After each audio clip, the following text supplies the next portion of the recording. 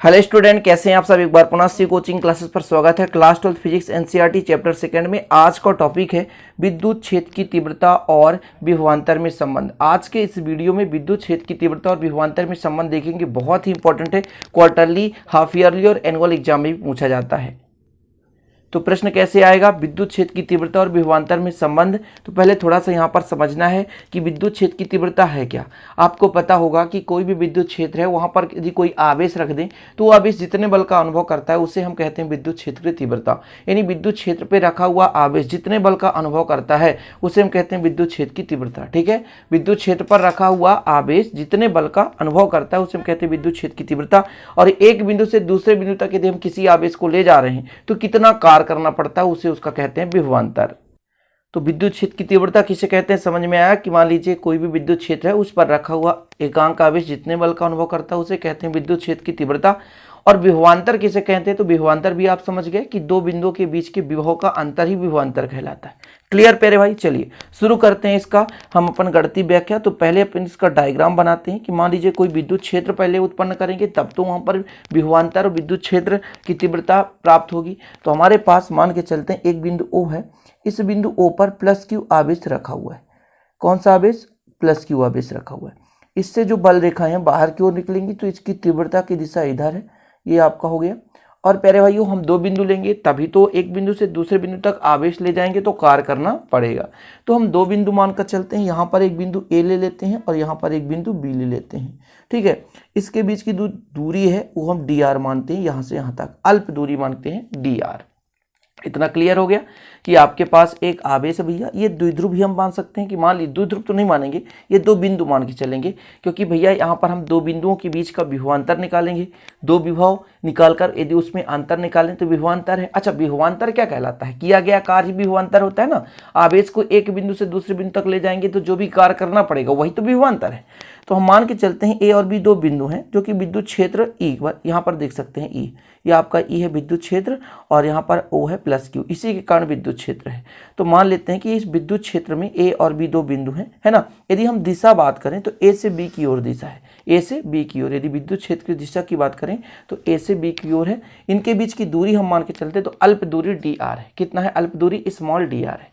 तो माना A और B दो बिंदु हो गए विद्युत क्षेत्र में। ठीक है, और भैया E क्या है, E है क्षेत्र की दिशा यानी विद्युत क्षेत्र की तीव्रता भी है, और Q क्या है, आवेश है। इतना क्लियर हो गया।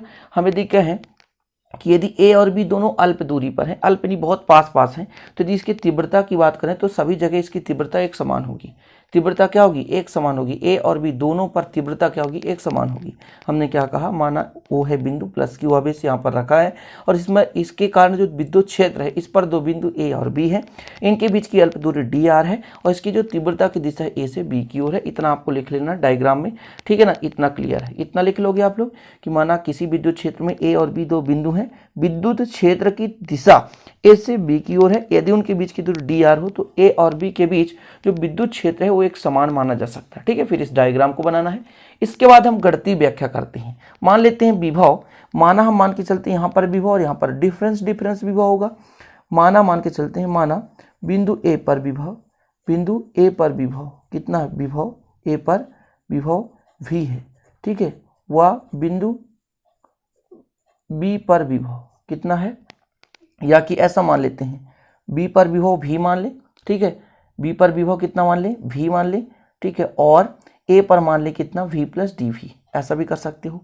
या कि आप देखो विभव मानना है, चाहे हम कुछ भी मान लें कोई दिक्कत नहीं प्यारे भाइयों। ठीक, तो चाहे आप A पर मान लें, A पर ही मानते हैं V, और बिंदु B पर विभव कितना है, V प्लस dV है। कितना है, V प्लस dV है। ठीक है, अब हम यदि बात करें कि आवेश को कहाँ से कहाँ ले जाएंगे, तो आवेश को विद्युत क्षेत्र की दिशा के विपरीत ले जाएंगे। एकांक धनावेश को, किसको, एकांक धनावेश को कहाँ से कहाँ ले जाएंगे, एकांक धनावेश को कहाँ से कहाँ तक, B से A की ओर, है ना। E के विरुद्ध, E के विरुद्ध कहाँ से कहाँ तक, B से A तक, है ना। A तक लाने में क्या किया गया कार्य क्या होता है, दो बिंदुओं के बीच के विभव का अंतर ही कार्य है, वही है विभवांतर। ठीक है, इतना क्लियर है? ऐसा हो सकता है कि नहीं? हो सकता है। दो प्रकार से हम कर सकते हैं, विभवांतर की परिभाषा से भी। तो अपन विभवांतर की पहले परिभाषा से करते हैं। किसके परिभाषा से? विभवांतर के परिभाषा से। विभवांतर के परिभाषा से, विभवांतर के परिभाषा से। विभवांतर क्या कहता है प्यारे भाइयों? जो आपका DW होगा यानी कार्य DW होगा, अधिक में से कम को घटाएंगे, यानी A में से हम B को घटाएंगे। तो A का मान कितना है? V, और इसका V प्लस DV। यदि इसको काट दिया जाए प्यारे भाइयों तो DW बराबर आपका आएगा माइनस DV, ये माइनस हो जाएगा ऋणात्मक। ठीक है। और यदि हम मान लीजिए कार्य बराबर फार्मूला लगाएं, इसको आप समीकरण 1 दे सकते हैं, एक समीकरण दे सकते हैं। तो यदि हम कह दें कार्य बराबर एक फार्मूला होता है बल गुणे विस्थापन। अब यहाँ पर बल तो है नहीं भैया, तो आपको पता है कि आवेश पर लगने वाला बल ही तीव्रता है, यानी DW बराबर तीव्रता ले लें E, और विस्थापन कितना? DR, B से A तक ला रहे हैं ना DR, इसको आप कर सकते हैं E इंटू DR। इसको दे दो समीकरण 2, इसको दे दो समीकरण 2। अब हम लेंगे समीकरण 1 और 2 से और आंसर लाएंगे। समीकरण 1 व 2 से, सिंपल है। ठीक है। 1 क्या कहता भैया? DW बराबर माइनस DV, और 2 क्या कहता है? E into DR। इससे आप E का मान निकाल सकते हो, E बराबर माइनस DV अपान DR। जी हाँ, यही हो गया भैया विद्युत क्षेत्र की तीव्रता और विभवांतर में संबंध। बिल्कुल सिंपल है, बहुत छोटा सा व्यंजक है, विद्युत क्षेत्र की तीव्रता और विभवांतर में संबंध। अब आप लिख सकते हैं, अतः आवेश के कारण किसी बिंदु पर विद्युत क्षेत्र का परिमाण उस बिंदु पर दूरी के साथ विभव में परिवर्तन की दर के ऋणात्मक मान के बराबर होता है। भैया ऋणात्मक मान है, परिवर्तन तो हो ही रहा है, तो आवेश के कारण E बराबर माइनस DV अपान DR, मतलब दूरी के साथ इसके विभव में जो परिवर्तन होता है ना, वो तीव्रता के बराबर होता है। यदि आवेश है, उस आवेश कारण किसी बिंदु पर विद्युत क्षेत्र का जो परिमाण होता है, मान जो होता है, वो दूरी के साथ विभव में परिवर्तन के दर के बराबर होता है। दूरी R है ना, तो दूरी के साथ विभव में परिवर्तन के दर के बराबर होता है, वो भी ऋणात्मक मान के बराबर होता है। तो आपको लिखना, तो मैं एक बार बोल रहा हूँ, लिख लीजिए कि अतः आवेश के कारण किसी बिंदु पर विद्युत क्षेत्र की तीव्रता, ठीक है, आवेश के कारण किसी बिंदु पर विद्युत क्षेत्र की तीव्रता या परिमाण उस बिंदु पर दूरी के साथ विभव में परिवर्तन के दर के ऋणात्मक मान के बराबर होता है। विभव में परिवर्तन के दर के ऋणात्मक मान के बराबर होता है। ठीक है, इतना लिख लेंगे।